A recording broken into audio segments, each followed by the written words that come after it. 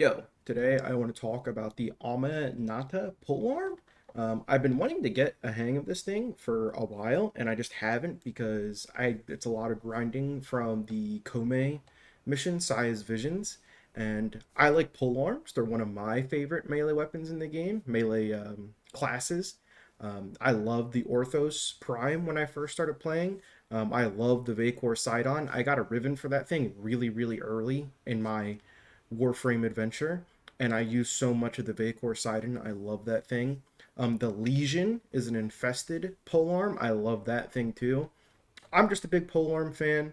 I love the walking animation for melee. They can hit headshots while you're walking and meleeing or running. It's fun in warframes like Gauss, Volt, things of that nature. Their slider attacks are fun. Um, I just love pole arms, and this is one of the ones that I've neglected to get to. Same thing with the Deviri one, the Idun. I have yet to build the Idun and mod that thing up and have a good time with it. The Guandao's another awesome one. I love pole arms. This is the one I neglected to get to, so I'm talking about it today. And I have two builds to show because I know the Kome mission and grind is supposed to be super new player centered. So I'm gonna have like a new player build you can work for, and then like my end game setup. So first, I will show you my end game setup here against some highest level Steel Path working guys I can get. And sucks for the showcase, but the buffs you get from this are random. So it does make it a little hard to showcase like unbiasedly. Sometimes you do get some random buffs that help you out a lot. But no, this thing's awesome. I love it. It's a pretty good polearm. Um, do I think I'll be using it frequently? Probably not, but honestly, if I'm ever playing Kome, I might use it on her and try and get melee decrees or things of that nature. But it's a good polearm. Do I think it's the best one? No, but I think it's just a really solid melee weapon overall that could probably carry you for a long time if you pick it up early.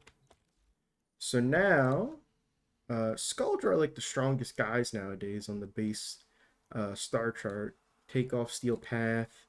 I believe the Skuldra missions start at level 70, so this is like the strongest you'll ever face on your like base path Warframe adventure. So Skuldra level 70, no Steel Path. We'll put those guys out. We'll go to here, switch to my little beginner build. Now there we go. We got +1 range. That shouldn't help us too much and skew the results. But oh, okay, empowered by all five. Well, that's gonna skew the results. Well, it's RNG. That's kind of also the beauty of using this thing. So that's pretty fun when that does happen. Boom, boom, boom. Yeah. All right. So honestly, when I was testing this before, my combo got to like 9 before they all died, and this time I got to 7. So it's not too much of a difference, but that is like the hardest base star chart enemies with my budget beginner build. It's not really budget, it's fully kind of maxed out for a beginner, but it just has a lot of really easy to get mods.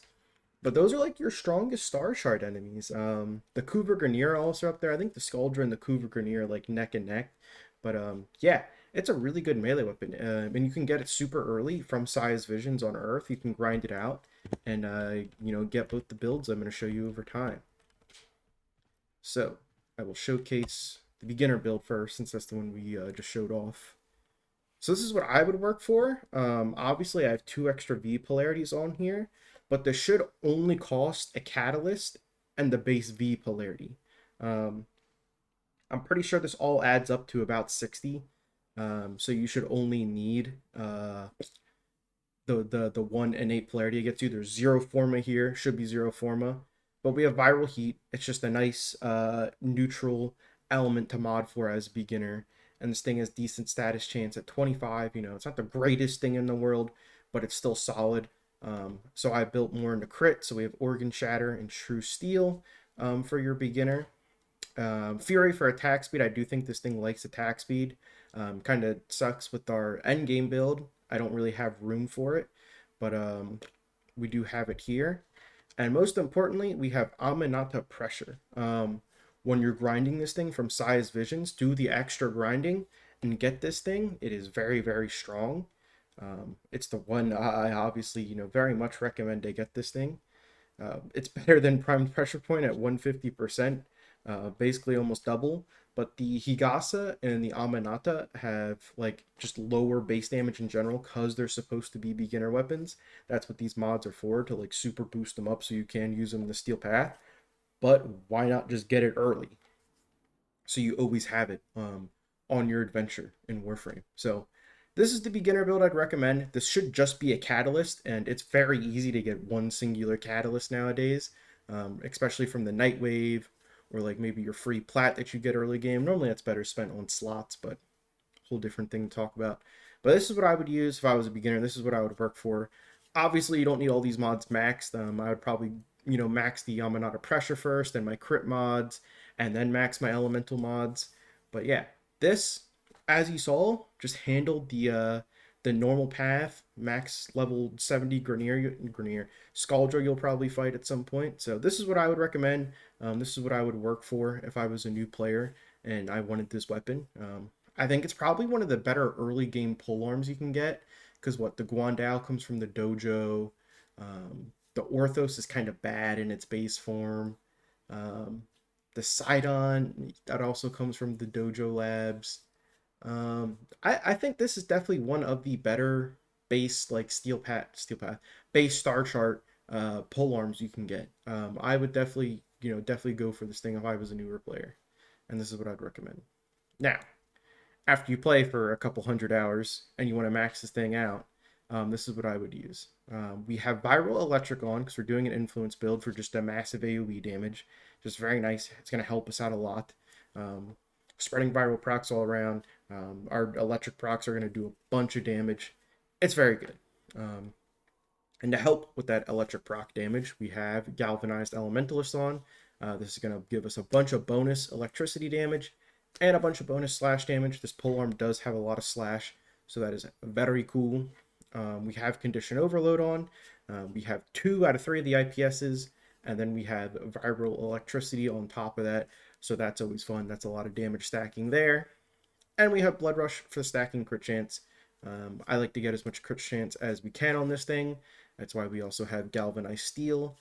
And we have stacking crit damage on that to get our crit multiplier up a decent bit as we're playing. So those are both my builds. Oh, there's Amanata's pressure again. This thing doesn't leave. You need this to be viable in Steel Path. Its base damage is stinky, so you do need this to boost it up. But those are both my builds. I think this is like a 2 thumbs up polearm. If I was a new player, I know a lot of people like to get the Azothane from Duviri, but low key, this just might be easier to get. I know the Azothane does, crazy heavy attack crits and stuff, but I really like this as like a beginner melee weapon.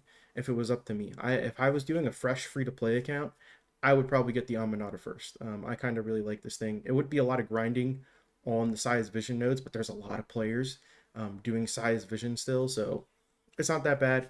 I would get this 2 thumbs up for me, and yeah. Now I'm gonna go hop in Avoid Survival. We'll go do some Mott. I'm gonna use my Sentinel here, give us a little bit of a buff with the cold damage so we get extra crit damage. Nothing too crazy, and I'm running Naramon, so I have basically infinite combo. And yeah, we'll be chilling. So, I'll see you and Mott in the Void. Probably kill the, what's it called, the Acolyte, and maybe Captain Vor if he decides to show up. So I'll see you there. Yo, we are here on some Mott Survival. Hopefully we get a good room area for the melee weapons. Our spawn's kind of weird. I would like to be in a big room with all the guys can clump up for our melee here. But we will get cooking once we're at 12 times multiplier. And we should be just rolling in the dough. But we'll see. I did test this before in like a Kuva survival, and I was pretty impressed by it. So we'll see how it goes here. My only beef with this is I do wish I could have fit Berserker in somewhere, but you just need the Amanata pressure mod because of just the base damage is lacking so much. It'd be cool if we got stacking damage arcanes for melee weapons. I feel like some weapons do have just that low of base damage, but where they would be pretty good with like a stacking arcane. Like, we have Merciless, Deadhead, and Dexterity for our primaries and secondaries. It'd be cool to get some kind of mod like that for our uh, our melees.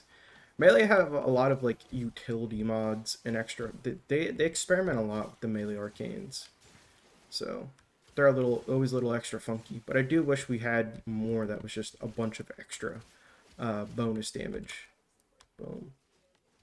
But I know there's the corrosive one, melee exposure. Um, there's one with overshields. You get a bunch of overshields and you get base damage. But those aren't like like catch-all base damage bonuses most of the time. They are really something you have to work for. So it's not the greatest, but yeah. I think we're doing okay here. I These tiles kind of suck for these spawns here. I feel like I need to find a better room to kill these guys in. Because they're getting so clumped on the way to me. Especially down there. You see them all. They're trying to jump up here.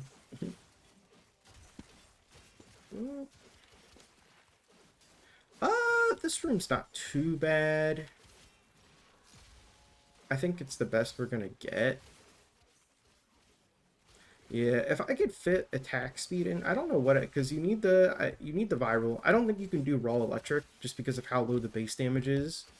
Um, Obviously I'm talking from the perspective of making the Amanata good all by its own, independent melee weapon. Obviously I could be running Volt. I said Volk. I could be running Valkyr. I could be running Wisp, and this thing would be nuts. Anyone that gives bonus attack speed, I could be running Arcane Strike. Is it Arcane Strike? There's a Warframe Arcane that gives you a bunch of melee attack speed. I could be running that. There's obviously a lot of ways to supplement this thing, but I'm just trying to think of a way to make it better on its own. I think Elementalist is a must-have. I think Condition Overload is a must-have. Blood Rush. Nah, I like the consistent yellows and the sprinkle of oranges for blood. I think like every mod I have kind of is in there as a must. Um, I could see a world where I experiment with raw electric because of Elementalist and the slash damage on this thing, and raw electric would work, but it is definitely iffy. Because what I would drop the toxin mod for attack speed, and then drop the cold mod for just like the raw electric mod. I don't know. It probably would work. I don't think it would be as good. It'd be hard, is all I'll say. Um, let's see. This should just like chip the Acolyte down. I imagine it shouldn't be too hard. And Citrine's very tanky. It doesn't matter that Violence takes away my damage reduction. Yeah, we chipped him down pretty good there. I don't have Prime Sure-Footed on my Citrine. That's probably coming soon, to be honest, with her new augment. I'll be playing a lot of Citrine. You can attach your crystal to your pets now with her new augment, so I'm going to be using that one a lot. I would love to have a little turbo status dog running around going crazy. What are we at? 405? That's not terrible. It's not 100 kpm. Normally 100 kpm is like the triple thumbs up tier for most weapons. I think our room is pretty bad. I think attack speed would help it a lot. But I like this melee weapon. I could definitely see myself running this on Volt, Valkyr, Wisp, and having a good time, like a really good time.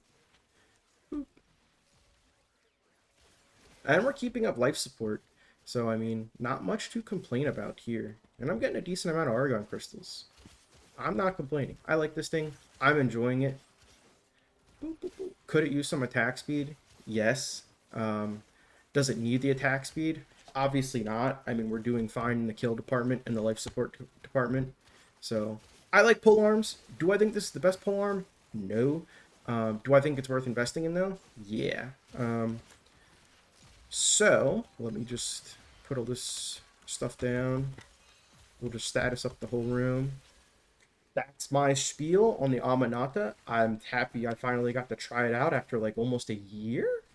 Has Kome been out for a year yet? Saya's Visions? Was that like a July or June update or something? I don't know.